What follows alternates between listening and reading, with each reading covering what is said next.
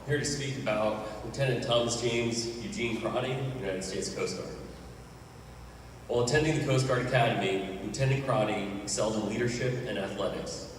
He served as class president, company commander, and captain of the football team. Graduation in 1934 proved to be the last time many of Crotty's classmates and friends would see him.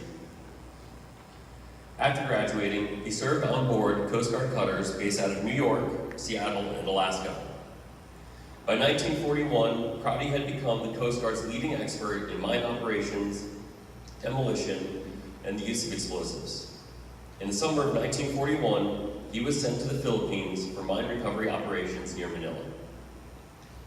Lieutenant Crotty served as second in command on board the USS Quail, whose mission was to sweep for mines, shoot down enemy aircraft, and bombard enemy positions that threatened American forces on the Bataan Peninsula. Japanese aircraft bombarded and damaged most of their facilities, and advancing enemy ground forces necessitated the movement of American units behind fortified lines on the Bataan Peninsula and onto the island fortress of Corregidor. During the evacuation, Crotty supervised the demolition of strategic facilities to prevent them from falling into enemy hands. He was also ordered to blow up the submarine USS Seaman, which was heavily damaged from enemy aircraft bombing. This took place on Christmas Day. The Navy reassigned Crotty to the local guard unit on Corregidor. He also participated in night raids. Then, while assigned as the XO on the USS Quail, Lieutenant Crotty and the crew provided shore bombardment for an offensive against Japanese landing attempts on the Bataan Peninsula. However, Bataan's defenders had been under siege for over 5 months with few supplies. On the 9th of April, the exhausted American and Filipino forces on Bataan had no choice but to surrender. A few island defenders on Corregidor held out for another month after the Bataan surrender.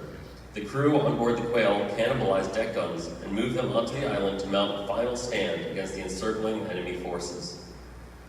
Crotty served up until the bitter end, fighting alongside the island's stubborn Army, Navy, and Marine defenders. Eyewitnesses reported last seeing him commanding a force of Marines and Army personnel manning 75mm guns firing down on enemy forces landing on Corregidor's beaches. When Japanese bombardment finally silenced Crotty's guns, Corregidor's defenders knew that the island fortress would soon fall. With Corregidor's fall, Crotty became the first Coast Guard prisoner of war since the War of 1812. Like Corregidor's other prisoners, Crotty made the arduous journey along the route of the infamous Bataan Death March to a primitive but secure prison compound in the Philippine interior. One of Crotty's fellow prisoners later recounted that the one striking thing that I remember was his continued optimism and cheerfulness under the most adverse circumstances.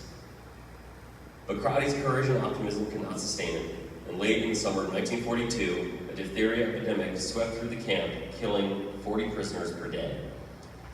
Crotty contracted the illness, and with the prison's lack of necessary medications and health care, he passed away only days after. Crotty received little recognition for his heroic efforts during those desperate days of early 1942, due in part to the destruction of records and historical information, and the death of so many eyewitnesses. To this day, no one knows the precise day he died, or the exact location of his final resting place. Jimmy Crotty not only strived for the Coast Guard's core values of honor, respect, devotion to duty, he lived them. He served his men, his country, and the Coast Guard to the best of his abilities, and he remained true to the core values even under the most cruel and inhumane conditions. Rest in peace, Jimmy Crotty.